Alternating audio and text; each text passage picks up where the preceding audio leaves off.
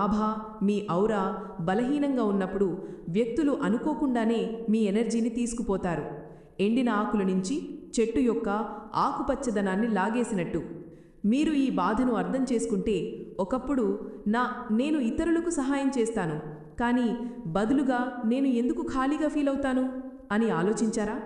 అయితే దీన్ని పూర్తిగా చూడండి, ఎందుకంటే చివరి వరకు మీకు కారణం మాత్రమే కాకుండా పరిష్కారం కూడా లభిస్తుంది. అది కూడా మీ మనసును, ఆత్మను మరియు ఎనర్జీని మళ్ళీ ఒక అద్భుతమైన కవచంలా కప్పేసే పరిష్కారం. మీరు ఎప్పుడైనా ఏ కారణం లేకుండానే అలసట, తలనొప్పి లేదా ఆందోళనను అనుభవించారా? అయితే క్రింద ఒక చిన్న కామెంట్ రాయండి, అవును నాకు కూడా అనిపిస్తుంది అని. అప్పుడు మీరు ఒంటరిగా లేరని తెలుసుకుంటాం. ఈ విషయం మీ హృదయాన్ని తాకుతుంటే ఒక లైక్ చేయండి, అది మన ఎనర్జీని మరింత లోతుగా చేస్తుంది. ఇప్పుడు ఆ సత్యం గురించి మాట్లాడుకుందాం. చాలామంది దాని గురించి తెలీదు. ఔరా అంటే ఏమిటి? ప్రతి మనిషి కేవలం శరీరం మాత్రమే కాదు, అతని చుట్టూ ఒక ఎనర్జీ వలయం ఉంటుంది. దాన్నే మనం ఔరా అంటాం. అది కళ్ళకు కనిపించదు, కానీ దాని ప్రభావం ప్రతి క్షణం మన ఆలోచనలు, భావాలు మరియు ఆధ్యాత్మిక స్థాయి యొక్క సూక్ష్మ నీడ.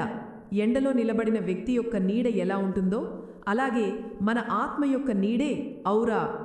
మీ ఔరా బలంగా ఉన్నప్పుడు ఏ నెగిటివిటీ, ఏ అసూయ, ఏ మానసిక అలసట కూడా మీ దాకా చేరదు. మీరు చిరునవ్వు నవ్వుతారు, వికసిస్తారు. మీ ఉనికి వల్ల ప్రజలు శాంతిని అనుభవిస్తారు. కానీ ఔరా బలహీనంగా ఉన్నప్పుడు ప్రజలు మీతో మాట్లాడడం ద్వారా, పక్కన కూర్చోవడం ద్వారా మీ ఎనర్జీని లాగేస్తారు. ఏమీ చెప్పకుండా, అర్థం చేసుకోకుండా మీరు కేవలం ఆలోచిస్తూ ఉండిపోతారు. నేను ఏమీ మాట్లాడలేదు కదా, మరి ఈ భాలిపనం ఎందుకు? అలాంటి వ్యక్తులను మనం ఎనర్జీ వ్యాంపైర్స్ అంటాం. వాళ్ళు రాక్షసులు కారు, వాళ్ళు మీ చుట్టుపక్కలే ఉంటారు. స్నేహితులు కావచ్చు, బంధువులు కావచ్చు, సహోద్యోగులు కావచ్చు. వాళ్ళు ప్రతిసారి మీ జీవితంలోకి వచ్చి మీ ఎనర్జీతో తమను నింపుకుని మిమ్మల్ని ఖాళీగా వదిలేస్తారు. కానీ ఎందుకు కొందరి ఉనికి మిమ్మల్ని పిండేస్తుంది? ఎందుకు కొన్ని సంభాషణల తర్వాత మనసు కూరుకుపోయినట్టు అనిపిస్తుంది? ఎందుకు కొందరి చూపులు కూడా మీ లోపలికి దూరినట్టు అనిపిస్తుంది? ఎందుకంటే మీరు తెరిచి ఉన్నారు. భావోద్వేగపరంగా, ఎనర్జీ స్థాయిలో మీరు లోపల విశాలంగా, మెత్తగా ఉన్నారు. కానీ మీ చుట్టూ రక్షణ కవచం తయారు చేసుకోలేదు. మీరు మెడిటేషన్ చేసి ఉండవచ్చు, కానీ ఔరాను రక్షించుకోలేదు. శరీరాన్ని చలి, వేడి, గాయాల నుంచి కాపాడడానికి బట్టలు అవసరమైనట్టు ఆత్మను, చైతన్యాన్ని, ఎనర్జీని కాపాడడానికి ఔరా అవసరం. కానీ చింత, భయం, కోపం లేదా దుఃఖంలో ఉన్నప్పుడు మన ఔరాలో పగుళ్ళు పడతాయి. ఆ పగుళ్ళు ఇతరులను మీ ఎనర్జీలోకి ప్రవేశించే అవకాశం ఇస్తాయి. ఊహించండి, మీ ఔరా శక్తి 100% ఉంది, కానీ నిరంతర ఒత్తిడి, చింత, ఇతరుల మాటలను మనసుకు తీసుకోవడం, భావాలను అణిచివేయడం, నెగిటివ్ ఆలోచనల వల్ల అది 70%, 50%, చివరికి 30% వరకు తగ్గిపోతుంది. ఆ 30% మీద కూడా ఎవరైనా తమ ఫిర్యాదులతో వస్తే మిగిలిన ఎనర్జీ కూడా లాగేస్తారు. ఇప్పుడు ఆలోచించండి, ఈ అలసట కేవలం శరీరందా? కాదు, ఇది ఆత్మ అలసట. ఇది ఔరా పగులు. అతిపెద్ద విషయం ఏమిటంటే ఇది మీకు తెలియదు. ఎందుకంటే మార్పు నెమ్మదిగా, నిశ్శబ్దంగా జరుగుతుంది. మీరు సత్యం తెలుసుకునే లోపు మిమ్మల్ని మీరు కోల్పోవడం మొదలవుతుంది. మీ మనసు ఇక ముందులాగా ఉండు, ఆలోచనలు ముందులాగా ఉండవు, నిర్ణయాలు కూడా గందరగోళమవుతాయి. మీరు ఆలోచిస్తారు, నేను ఎందుకిలా ఎక్కువ ఆలోచిస్తాను? ఎందుకు త్వరగా అలసిపోతాను? ఎందుకు భయమేస్తుంది? ఏమీ బాగోలేదనిపిస్తుంది? దీనికి ఒకే సమాధానం, మీ ఔరా గాయపడింది. దాన్ని సరిచేయటానికి ఏ చమత్కార బాబా దగ్గరికి వెళ్లాల్సిన అవసరం లేదు. కేవలం స్వయంతో కనెక్ట్ అవ్వాలి. ఔరా రక్షణ ఒక సైన్స్ కాదు, ఒక సాధన. సాధన అంటే స్వంత లోపలి శక్తిని గుర్తించడం, దాన్ని మళ్లీ జాగృతం చేయడం. ఇప్పుడు మీరు ఆలోచిస్తున్నారు, నేను నా ఔరాను మళ్లీ బలంగా చేయగలనా? సమాధానం అవును, పూర్తిగా చేయవచ్చు. ఈ వీడియోలో నేను మీకు దశలవారీగా ఆ పద్ధతులు చెప్తాను. దానివల్ల ఏ నెగిటివ్ వ్యక్తి కూడా మీ ఎనర్జీని తాకలేడు. కానీ అంతకంటే ముందు ఒక విషయం గుర్తుంచుకోండి, మీరు ఇతరుల గురించి ఆలోచిస్తూ, వాళ్ళు చెప్పేది వింటూ, వాళ్లను స్వీకరిస్తూ ఉంటే మీరు కేవలం వాళ్లకే కాదు, స్వంత ఎనర్జీని కూడా దానం చేస్తున్నారు. మీరు స్వయంగా నిండుకోకపోతే ఇతరులకు ఇవ్వలేరు. ఎందుకంటే స్వయంగా మండుతున్న దీపం మాత్రమే ఇతరులకు వెలుగిస్తుంది. కాబట్టి ప్రశ్న, ఆరాను ఎలా బలంగా చేయాలి? దీనికి ప్రత్యేక సాధన, మంత్రం లేదా అనుష్ఠానం కావాలా? సమాధానం అవసరం లేదు. ఆరాను సరిచేయడానికి మొదటి అతి ముఖ్యమైన అడుగు స్వంత ఉనికిలోకి తిరిగి రావడం, అంటే సెల్ఫ్ అవేర్నెస్. మీరు స్వంతతో కనెక్ట్ అయినప్పుడు, స్వంతను విన్నప్పుడు, స్వంతను అర్థం చేసుకున్నప్పుడే మీ ఎనర్జీ మరమ్మత్తు మొదలవుతుంది. కానీ కేవలం కూర్చుని ఆలోచించడం సరిపోదు. మొదటి ఉపాయం ఏకాంతంలో మౌన అభ్యాసం. ప్రతిరోజు కనీసం 15 నిమిషాలు స్వంతతో, మొబైల్ లేకుండా, ఏ ఆలోచన లేకుండా శాంతంగా ఉండండి. కళ్ళు మూసుకుని కేవలం లోపలి శ్వాసలను అనుభవించండి. ప్రతి పీల్చుకోవడం విశ్వ ఎనర్జీని లోపల నింపుతున్నట్టు, ప్రతి విడుచుకోవడం లోపలి అలసట, భయం, బాధను బయటకు తీస్తున్నట్టు. నెమ్మదిగా మీ చుట్టూ కనిపించని రక్షణ కవచం ఏర్పడినట్టు అనిపిస్తుంది. ఇదే ఆరా పునర్నిర్మాణం. రెండవ ఉపాయం సానుకూల సంకల్పాల పునరావృత్తి. ప్రతి ఉదయం లేచిన వెంటనే, ప్రతి రాత్రి నిద్రపోయే ముందు మీ ఆత్మతో ఇలా అనండి: నేను పూర్ణుడిని, నేను ఎనర్జీతో నిండి ఉన్నాను, ఏ నెగటివిటీ కూడా నన్ను తాకలేదు, నేను విశ్వంతో అనుసంధానమై ఉన్నాను, నేను సురక్షితంగా ఉన్నాను. ఈ వాక్యాలను కేవలం చెప్పడం కాదు, వాటిని అనుభవించాలి. ప్రతి అక్షరాన్ని మీ చుట్టూ వెలుగులా వ్యాపించేలా చూడాలి. మీకు కనిపించని కానీ ఘనమైన మార్పు జరుగుతుందని తెలుస్తుంది. ఆ మార్పు మానసికం మాత్రమే కాదు, శారీరక, భావోద్వేగ, ఆత్మిక స్థాయిలో కూడా కనిపిస్తుంది. మూడవ ఉపాయం మీ చుట్టూ ఉన్న వ్యక్తులను గుర్తించడం. ఇది కఠోరమైన కానీ అవసరమైన సత్యం. ప్రతి ఒక్కరూ మీ మంచి కోసం మీ జీవితంలోకి రారు.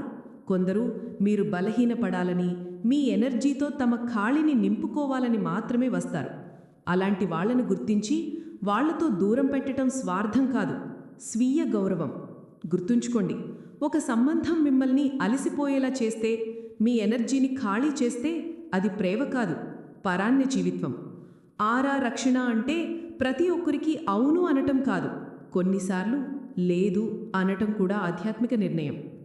ఆరా బలహీనం కావటానికి మరో పెద్ద కారణం ఎమోషనల్ ఓవర్ గివింగ్, అంటే భావోద్వేగపరంగా ఇతరులకు నిరంతరం ఇవ్వడం, సమయమో, సలహానో, ఆసరాయో, మరియు స్వంతను ఖాళీగా వదిలేయడం.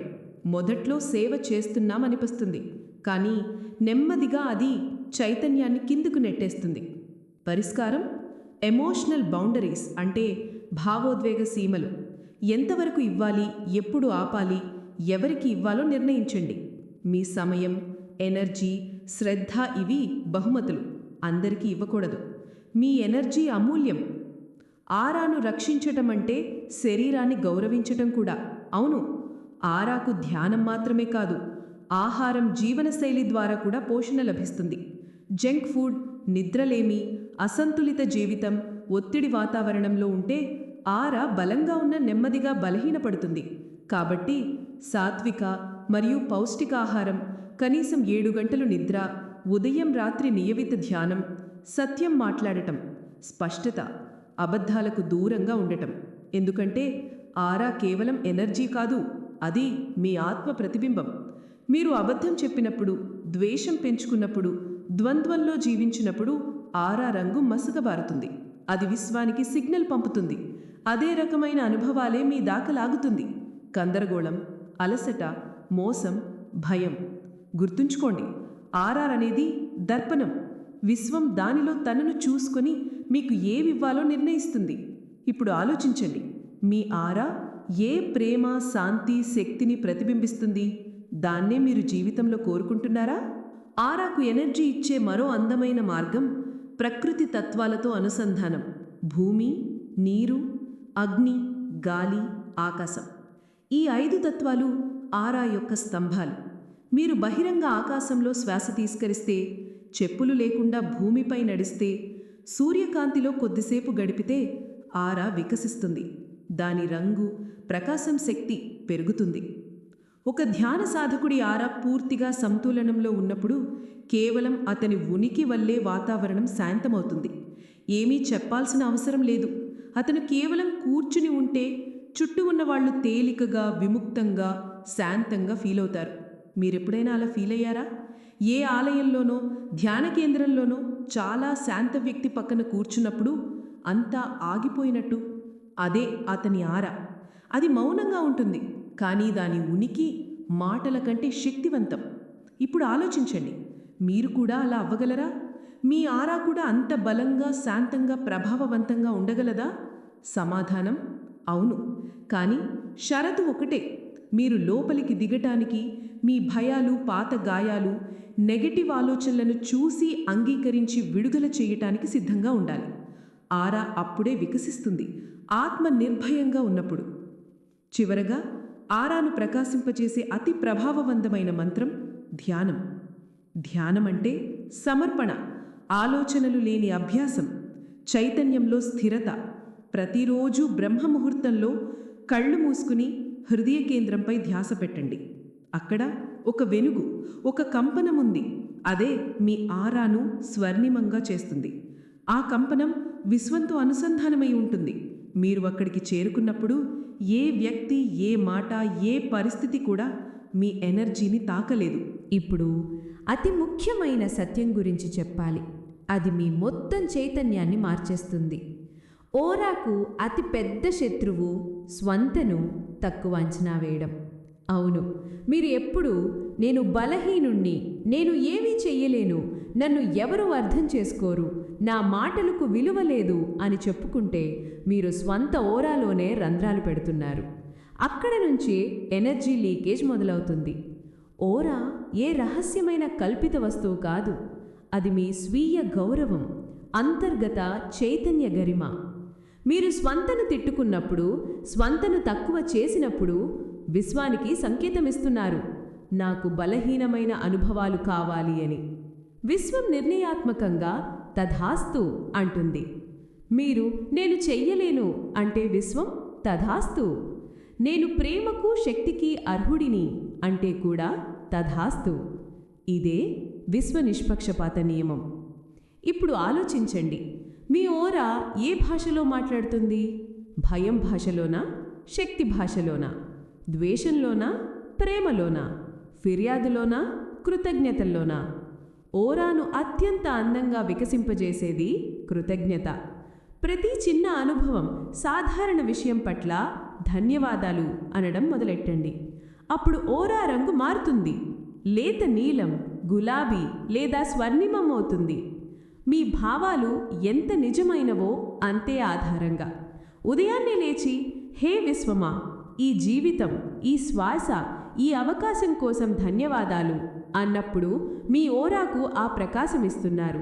అది ఏ ఔషధం, ఏ సాధన కంటే శక్తివంతం. ఒకసారి ఓరా ప్రజ్వలితమైతే మీరు అజేయులవుతారు. ప్రజలు వస్తారు, మాట్లాడతారు, అసూయపడతారు, టీక చేస్తారు, కానీ మీరు లోపలుంచి కదలరు. ఎందుకంటే ఇప్పుడు మీకు తెలిసిపోయింది, ఓరా కేవలం రక్షించదు, దిశ చూపిస్తుంది. కేవలం ఢాలు కాదు, విశ్వ మ్యాగ్నెట్. ఇక్కడ చాలా భావోద్వేగమైన మాట చెప్పాలనుకుంటున్నాను. ప్రియమైన దర్శకులారా, బహుశా ఈరోజు మీరు పగిలిపోయి ఉండవచ్చు, అలసిపోయి ఉండవచ్చు, జీవితం నుంచి ఎన్నోసార్లు మోసం అనుభవించి ఉండవచ్చు, విశ్వాసఘాతకం చూసి ఉండవచ్చు. కొందరి సన్నిహితులు మీ ఆత్మను కూడా పీల్చినట్టు అనిపించవచ్చు. కానీ తెలుసుకోండి, మీ ఎనర్జీని పూర్తిగా ఎవరూ ఖాళీ చేయలేరు. అది ఎప్పుడూ చచ్చిపోదు. ఎందుకంటే మీరు కేవలం శరీరం కాదు, మీరు చైతన్యం. చైతన్యం ఎప్పుడూ నాశనం కాదు, కేవలం మసకబారుతుంది. ఈరోజు మీ ఔరా బలహీనంగా ఉంటే అది మీ దోషం కాదు, మీ గాఢమైన ప్రేమ వల్ల. ఎందుకంటే మీరు ఇచ్చారు, ఎప్పుడూ ఇచ్చారు, అందరి కోసం జీవించారు, స్వంత కోసం ఎప్పుడూ ఆగలేదు. ఇప్పుడు సమయం వచ్చేసింది స్వంత ఎనర్జీని తిరిగి తెచ్చుకోవడానికి, లోపల దివ్యత్వాన్ని మళ్ళీ గుర్తించే సమయం, ధ్యాన చైతన్య మార్గంలో నడిచే సమయం. ఇప్పుడు నేను మీకు ఒక వినమ విజ్ఞప్తి చేస్తున్నాను. ఈ పూర్తి వీడియో చూస్తున్నారు, ఈ మాటలు మీ హృదయాన్ని తాకాయి అంటే క్రింద కామెంట్లో ఒక్క వాక్యం మాత్రమే రాయండి. ఇకపై నేను నా ఎనర్జీని రక్షిస్తాను. ఈ వాక్యం కేవలం కామెంట్ కాదు, విశ్వానికి ఒక ప్రకటన. మీ లోపల నుంచి వచ్చిన ఒక ప్రతిజ్ఞ. అది మీ ఔరాను వెంటనే కంపనంలోకి తెచ్చేస్తుంది. ఇది కేవలం వీడియో చూడడం కాదు, ఆత్మజాగృతి సాధన. మీరు వింటున్న ప్రతి మాట కేవలం సమాచారం కాదు, అది శక్తి. ధన్యవాదాలు స్నేహితులారా.